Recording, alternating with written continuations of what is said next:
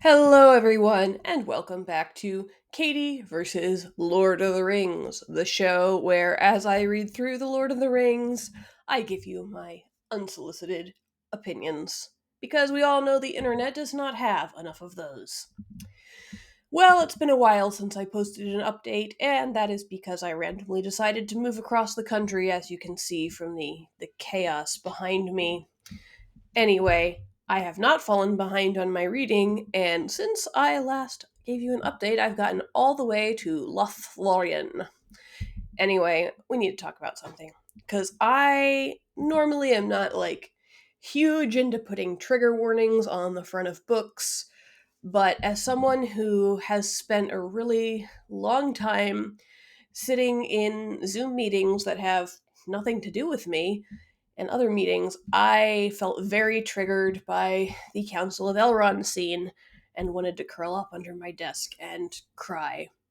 Most especially the part where Gandalf comes out and says, "Yeah, nothing's been decided yet," and Pippin's like, "Nothing's been decided. You were talking for hours." And I just popped some antidepressants and called my therapist, and it was bad. So bad. You know, people in the meeting going on about their backstories that have nothing to do with the topic at hand. Well, we made it. We totally made it through that. And we got to the Mines of Moria, which were totally worth it, because let me tell you something about the Mines of Moria.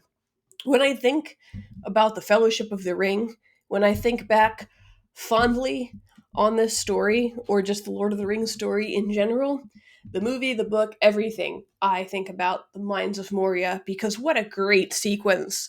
It was creepy, it was exciting, we had a lot of good time to build the relationship between the characters. It was so good. And I always think about the scene in the movie where they're running, and then the soundtrack picks up as that stairway is crashing down. Oh, it's so good. It's good in the movie, it's good in the book. It's just one of the most iconic sequences in the entire thing, and the fight with the Balrog, and oh man, that's probably one of my favorite parts of the whole thing. So yeah, Mines of Moria, thumbs up on that. And then we got to Lothlorien. Okay, so remember how in an earlier video I was telling you guys, oh, these elves are not really like the elves in the movie. They're super cool to hang out with. They're not pretentious and lofty. So even Elrond, in the movie, he's very stern. But in the book, he's like a super sweet, nice guy. I mean, we don't talk to him a whole lot, but when we do, he's I don't know, he's just a friendly guy who I wouldn't mind hanging out with Elrond. Then we get to Galadriel and her husband, who is even worse than Glorfindel in being unmemorable. He's just can you imagine being Galadriel's husband? I can't even remember what his name is right now, and I just read it 5 seconds ago. He's just the most underrated character. I mean, maybe he's not underrated. He liked Celeborn. Is that it? I think it's Celeborn. Yeah.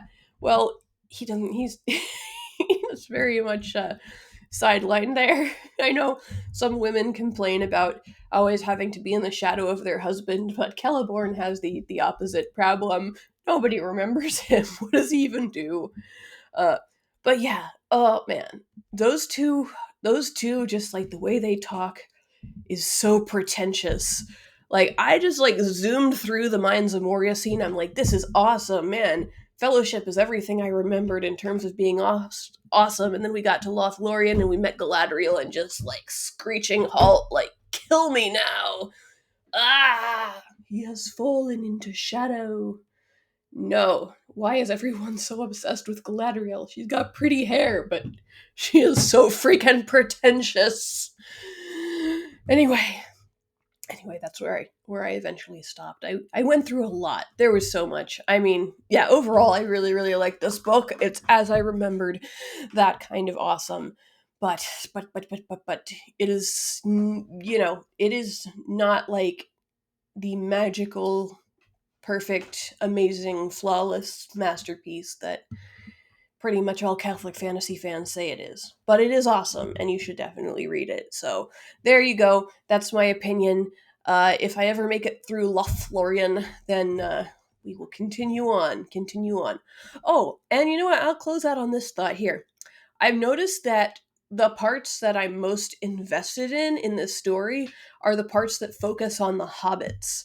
Like the whole first book, like the Fellowship is divided into two books, and book one is focused on the hobbits. And I was here for pretty much that whole thing. The only part where I sort of zoned out a little bit was there was a part where Tom Bombadil's telling stories, and that just kind of goes on and on for a little too long. But other than that, man, I just love the dynamic between those four hobbits. And then when they first meet Strider, it's a really interesting dynamic.